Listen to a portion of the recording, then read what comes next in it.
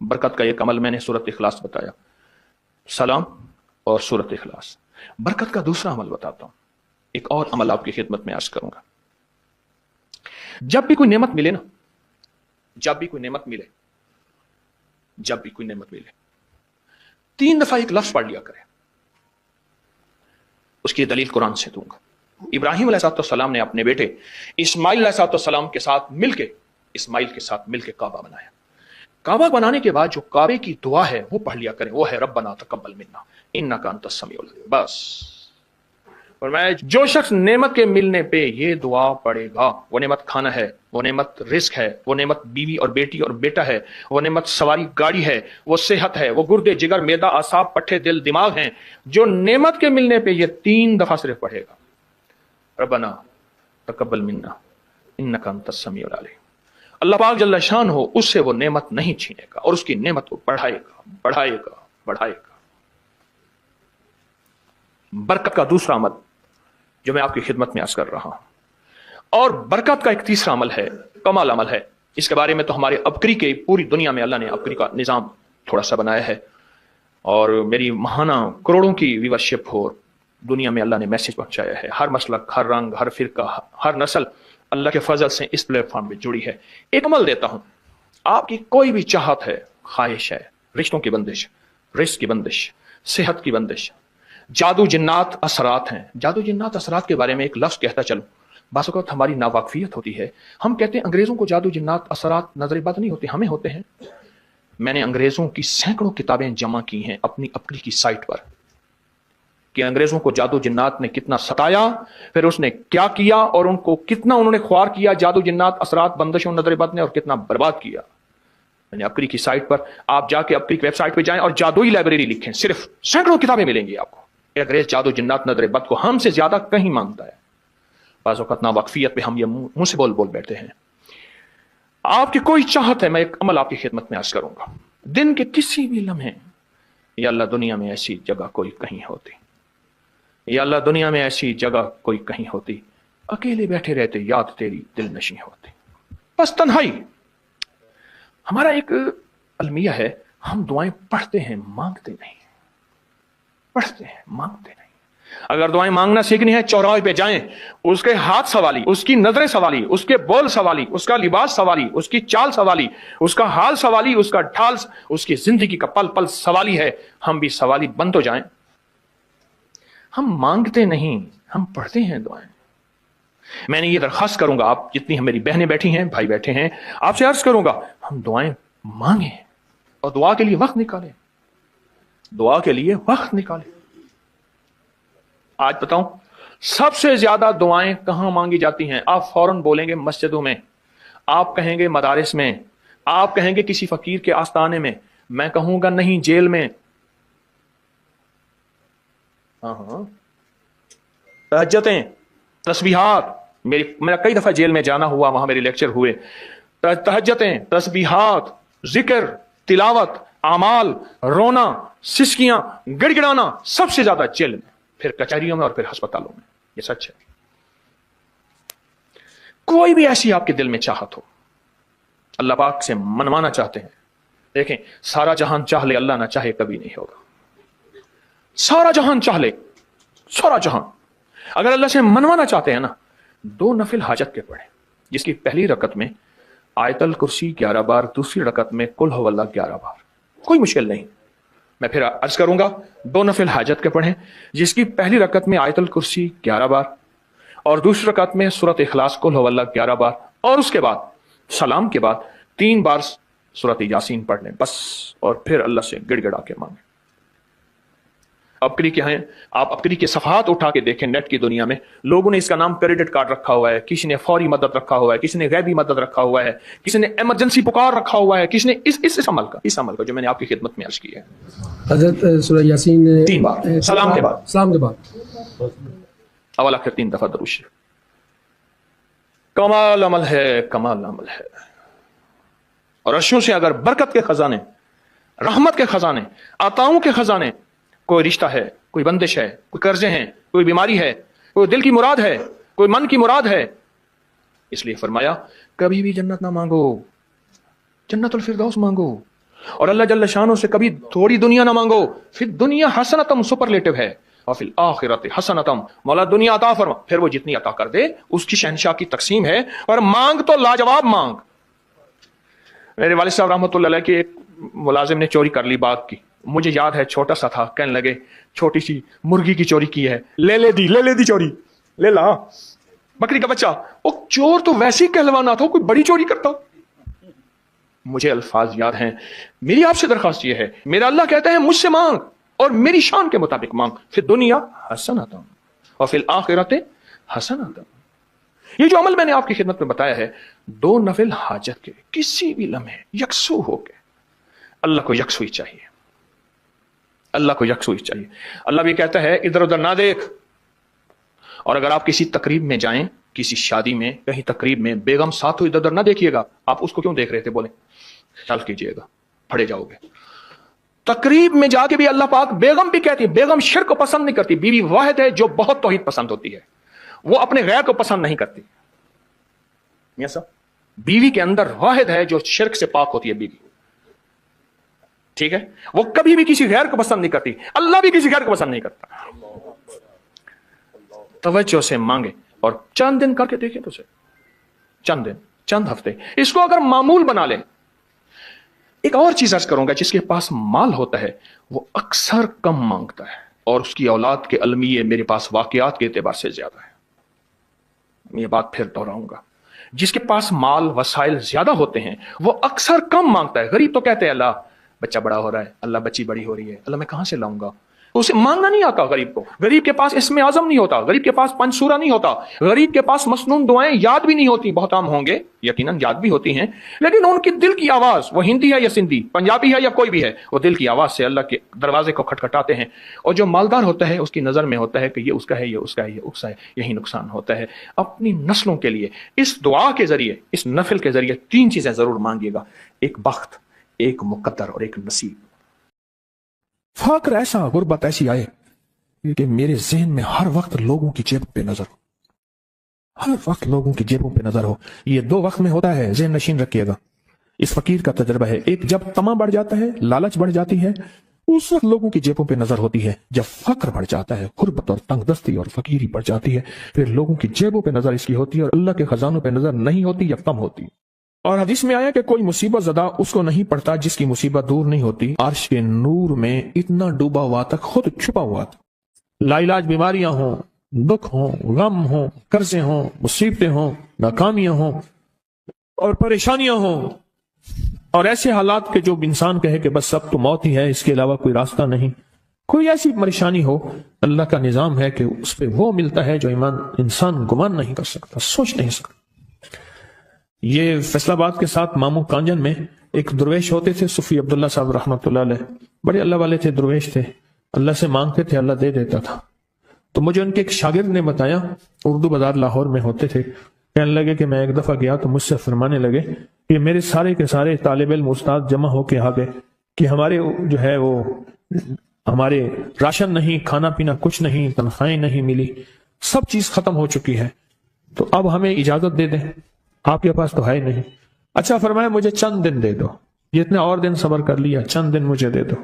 تو فرمایا پھر بیٹھ گئے مصلی اور جو سورۃ فاتحہ پڑھی نا جب آتے تھے نا، ایاک نعبد و ایاک نستعین، اس کو جو وجدانی کیفیت کے ساتھ، دل کی گہرائیوں اندر کے درد کے ساتھ پکارتے تھے، اتنا درد، اتنا غم، اتنا درد، اتنا غم جو پکارتے تھے کہ ایسے محسوس ہوتا تھا کہ زمین ساری کی ساری ہل رہی اور ہر طرف ایک نظام چل رہا ہے. اور جب پھر اس صورت کو پورا کرتے تھے، پھر سورۃ فاتحہ پڑھتے تھے، اور جب پہنچتے تھے ایاک نعبد و ایاک نستعین، پھر ایسے ہی جو ہے اس کو دہراتے تھے. پر بات یہ ہے وہ دعا پڑھتے نہیں تھے، مانگتے تھے. ایک ہے دعاؤں کا پڑھنا، ایک ہے دعاؤں کا مانگنا. وہ دعا پڑھتے نہیں تھے، مانگتے تھے. اور اللہ مانگنے والے کو دیتا بھی ہے، اللہ مانگنے والے کو عطا بھی کرتا ہے، اور اللہ کی رحمت مانگنے والے کے ساتھ سدا رہتی ہے، ہمیشہ رہتی. وہ دعا پڑھتے نہیں تھے، مانگتے تھے. بس کہا کہ ایسے مانگے، ایسا مانگا، ایسا مانگا کہ اللہ پاک کو ترس آیا. چند ہی دنوں میں فرمایا، اللہ نے دکھایا کہ یہ دیگ ہے سونے کی بھری ہوئی ہے، اور میں نے آپ کے حوالے کر دی. اور تھوڑا سی ایسی جگہ ہٹائی تو وہ دیگ نکل آئی. تو فرمایا پھر مٹھیاں سونے کی بھر بھر کے دیتے تھے اور کہتے تھے اس کو حسب ضرورت خرچ کرنا، خیال کرنا، کہیں فضول خرچی نہ کرنا، اسراف نہ کرنا. اللہ کے خزانے ہیں اور برکت والے ہیں، کہیں اللہ ناراض ہو کے چھین نہ لے، کہیں اللہ ناراض ہو کے چھین نہ لے. کہ میں چاہتا ہوں میری 7 نسلوں میں رزق ختم نہ ہو. جو مہنگائی اور حالات اور پریشانیاں میں دیکھ رہا ہوں، کوئی ہے عمل؟ میں کہا بالکل ہے. میں نے کہا روزانہ 40 منٹ بیٹھ، 40 منٹ صبح دوپہر شام جو تیری تنہائی کا وقت ہو، 40 منٹ کوئی ایسا بیٹھ 40 منٹ اس انداز سے مصلی پہ، کہیں بستر میں، کہیں ایسی جگہ جہاں سوئے نہیں، اور بس صرف ایک بار سورۃ فاتحہ پڑھ، اور اس کے بعد ایاک نعبد و ایاک نستعین کو دوہرا. جاگ رہے ہیں؟ دیکھتے رہیں، مجھے دیکھتے رہیں، میں آپ کو دیکھتا رہوں. آپ اللہ کے اور اس کے حبیب کے مہمان ہیں، آپ کو دیکھنا بھی ثواب ہے، آپ کو دیکھنا بھی ثواب ہے. تو میں نے اسے عرض کیا کہ بس اس کو وجدان سے پڑھو، ایسے پڑھ کے رونگٹے کھڑے ہو جائیں، آنسو بہنے لگ جائیں، دل کے اندر کا درد اور دل کے اندر کا غم اور اللہ کے سامنے حاضری، استحضار، اور یہ کیفیتیں تیری ہوں کہ بس اس کے علاوہ کوئی مجھے یاد نہ رہے. اس در سے پڑھو 40 منٹ. 40 کی عدد کے ساتھ کائنات کے رازوں کا بڑا تعلق ہے. 40 کا جو عدد ہوتا ہے، بس 40 کے عدد کے ساتھ پڑھ، اور بہت توجہ سے پڑھ، اور بہت دھیان سے پڑھ، بہت توجہ سے روز پڑھ. مجھ سے کہنے لگا کتنے دن پڑھوں؟ تو میں نے اس سے کہا مجھ سے یہ دن نہ پوچھ، تیرا دل خود بولے گا. دل خود بولے. کیا بولے؟ دل خود بولے. اور دل اندر بولے کہ اللہ پاک جل شانہ نے نسلوں کے لیے رزق کی عزت، دولت، برکت کے فیصلے کر دی. بس دل بولے. کتنے دیر کر؟ اب یہ تیری اپنے مانگنے میں ہے، اب یہ تیری اپنے مانگنے میں ہے. مانگنے میں کمی ہے تو دل نہیں بولے گا. اگر مانگے گا تو پتہ نہیں دنوں میں یا ہفتوں میں، جتنے دنوں میں فیصلہ ہو جائے گا، فیصلہ ہو جائے گا. اور فرمایا اگر یہ کوئی بندہ کر لے، اللہ نسلوں کا رزق اللہ سے منوا لے. اور میں نے اس سے کہا خیال کرنا، رزق کے روحانی ساتھ منوانا، رزق کے روحانی ساتھ منوانا، رزق کے روحانی ساتھ منوانا، ورنہ دولت، مال، چیزیں مل جائے گی جس کے بارے میں کہا جاتا ہے کہ بعض بندے ایسے ہوتے ہیں اللہ پاک ان سے لقمے نہیں چھینتا، سجدے چھین لیتا ہے. اللہ ان سے لقمے نہیں چھینتا. کیوں؟ رزق جسمانی دوسرے لفظوں میں مل رہا ہے، اور رزق روحانی اللہ چھین لیتا ہے. یہ جو آج آپ بیٹھے ہیں تسبیح خانے میں اور میں بیٹھا ہوں، یہ ہم روحانی دسترخوان پہ بیٹھے ہیں. یہ بہت بڑا دسترخوان لگا ہوا ہے، یہ دسترخوان ہے. سنا ہے در یار پہ بڑی دھوم ہے، سنا ہے در یار پہ بڑی دھوم ہے، وہاں عاشقوں کا ہجوم ہے. یہ روحانی دسترخوان ہے. میں بھی خود محتاج ہوں، یہ روحانی دسترخوان ہے. تو میں نے اس سے عرض کیا کہ ایک دسترخوان نہیں مانگنا، دونوں مانگنا. رزق روحانی بھی اور رزق جسمانی تو اس کو بھی ملتا ہے جس کو کلمہ نصیب نہیں ہوا. رزق جسمانی تو اس کو ہی ملتا ہے جس کو کملی والی کی غلامی نصیب نہیں ہوئی. رزق جسمانی تو اس کو ہی ملتا ہے جس کے ماتھے پہ شقاوت لکھی ہے. رزق جسمانی تو اس کو ملتا ہے جو اللہ کا نافرمان ہے. رزق جسمانی تو اس کو ملتا ہے جو اللہ کے وجود کا انکار کرتا ہے. رزق جسمانی تو اس کو ہی ملتا ہے جو آخرت اور قبر کا انکار کرتا ہے. رزق جسمانی تو اس کو ملتا ہے جو جنات اور برزخ کا انکار کرتا ہے. رزق جسمانی تو اس کو ملتا ہے جو خود کملی والی کی نبوت کا انکار کرتا ہے. وہ تو بے بہا لوگ ہیں، ان کو ملتا ہے. پر تجھے بھی صرف رزق جسمانی ملا اور اللہ سے یہ منوا لیا. نہ یہ نہ منوانا، اللہ سے کہنا ہے اللہ رزق روحانی بھی دے اور رزق جسمانی بھی دے. دو رزق کٹھے عطا فرما. کون سا رزق؟ رزق اور رزق جسمانی بھی دے. کہیں ایسا نہ ہو کہ میری نسلوں میں صرف مال، دولت اور چیزیں ہوں اور تیرا نام اور تیرے حبیب کا نام نہ ہو، تیرا نام اور تیرے کملی والے کا نام نہ ہو، تیرا نام اور تیرے دوستوں کا نام نہ ہو، تیرا نام اور تیری آل و اصحاب کا نام نہ ہو. کہیں ایسا نہ ہو میں محروم ہو جاؤں. مجھے آل اور محمد اور آل محمد اور اصحاب محمد کی نسبتیں یہ بھی ساتھ عطا کیے رکھ. میں نے اس سے کہا کہ دو چیزیں مانگنا. اچھا قدرت کا نظام ہے تو دیوانے بھی ہوتے ہیں، یقین والے ہوتے ہیں. آپ جیسے آپ مخلص بیٹھے ہیں اور پوری دنیا میں ہمارے ساتھ اس وقت مخلص بیٹھے ہیں جو ہماری آج کی محفل میں شریک ہیں، ہوتے ہیں دیوانے. اس نے یقین سے پڑھنا شروع کر دیا. مجھ سے کہنے لگا ایک وقت ایک جگہ ہو، بہت بہتر. میں نے اس سے کہا میں نے کہا پھر بھی اگر ایک وقت ایک جگہ میسر نہ بھی ہو تو اگر عمل کسی وقت چوک جائے، عمل کی جگہ چوک جائے، عمل کا وقت چوک جائے، مجبوری میں نہ ہو تو بہتر ہے، پر توجہ نہ چوکے، دھیان نہ جائے، استحضار نہ جائے، یقین نہ جائے، اور سچا یقین ہو، سچا یقین کہ میرا اللہ خود کہتا ہے یہ مانگنا بھی تو اسی نے دیا ہے نا، اسی نے مانگنا دیا ہے، جب اس کریم نے مانگنا ہی خود دیا ہے تو عطا بھی خود کرے گا۔ نہیں خوف نارے جہیم کا کہ کرم ہے مجھ پہ کریم کا، وہ خود عطا کرے گا مجھے، جس نے مانگنا دیا دے گا۔ یقین ہو ایسا ایسا ایسا ایسا، اتنا زبردست یقین ہو، اتنا یقین ہو اللہ کے ملنے پہ اور اللہ کے مانگنے پہ، اتنا یقین ہو کہ گمان اور خیال سے بالاتر یقین ہو، بہت زیادہ یقین ہو۔ یاد رکھیے گا میری بات، میری طرف دیکھتے رہیں، یاد رکھیے گا جس کو ملا ہے یقین کی طاقت میں ملا ہے، اور جس سے چھنا ہے بے یقینی نے اس سے سب کچھ چھین لیا، بے یقینی نے اس سے سب کچھ چھین لیا۔ جس کو ملا ہے یقین کی طاقت سے ملا ہے، یقین ہو کہ میں کر رہا ہوں اور اللہ مجھے دے دے گا۔ کہا کہ کیسا یقین ہو؟ کہا جیسے بکری کے تھن دودھ سے بھرے ہوئے اور میں کہوں کہ میرے ہاتھ سے دباؤں گا اور دودھ نکلے گا، اس سے زیادہ یقین۔ اور کہا کس سے زیادہ یقین؟ کہا کہ ایک بڑا نوٹ ہو اور بڑا نوٹ کے اندر جو ہے ایک آنے کی چیز آنی ہے، تو میں کہوں کہ اس سے تو اس کی نوٹ کے اندر تو ہزاروں آنے ہیں، اور میں ایک آنے کی چیز، ایک ٹکے کی چیز لوں گا اور میرا کام بن جائے گا، اس سے زیادہ یقین ہو۔